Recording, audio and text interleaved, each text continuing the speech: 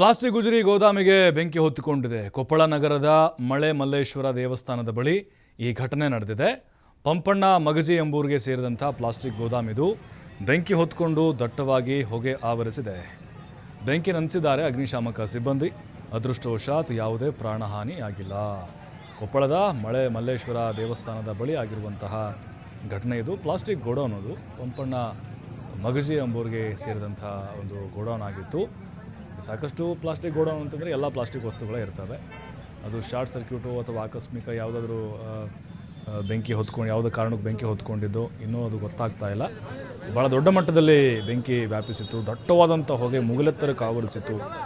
ಸ್ಥಳೀಯರು ಕೂಡ ಆತಂಕ ಎದುರಾಗಿತ್ತು. ಅಕ್ಕಪಕ್ಕದಲ್ಲಿ ಹತ್ತಿರ ಯಾವುದೂ ಮನೆ ಇರಲಿಲ್ಲ. ಏನಾದರೂ ಇದ್ದಿದ್ದರೆ ಬಹುಶಃ ಅನಾಹುತ ಆಗುವಂತಹ ಸಾಧ್ಯತೆಗಳಿತ್ತು.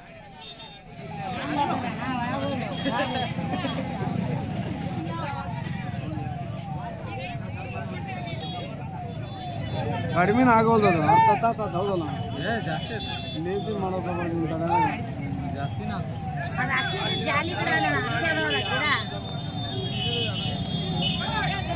ಗಾಳಿ ಗಿಡ ಆದ್ರೆ ಇಷ್ಟು ಹೋಗಿ ಬರಲ್ರಿ ಅದು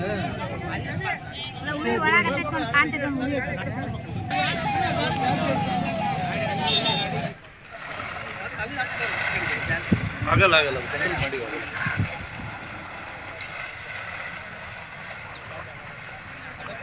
ಖಾಲಿ ಮಾಡ್ಕೊಂಡ್ರೆ ಒಂದು ಲೇಬರ್ ಪ್ರೆಸೆಂಟ್ ಮಾಡಿದ್ರೆ ಯಾರೋ ಹಚ್ಚಾರ ಸರ್ ಅದು ಬೇಕಂತ ಹಚ್ಚಾರ ಏನು ಸರ್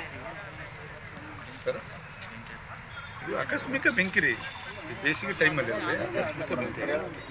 ಈಗ ಅವರು ಇವರು ಬರಗಲ್ಲ ಅಲ್ಲಿ ಇವ್ರು ನಾಲ್ಕಂದ್ರೆ ಪ್ಲಾಟ್ ಬೇರೆ ಸರ್ ಹಂಗೆ ಸುಮ್ಮನೆ ಪ್ಲಾಟ್ ಆಯ್ತಣ್ಣ ಖಾಲಿ ಮಾಡಿವಿ ಸರ್ ಭಾಳ ಖಾಲಿ ಮಾಡಿ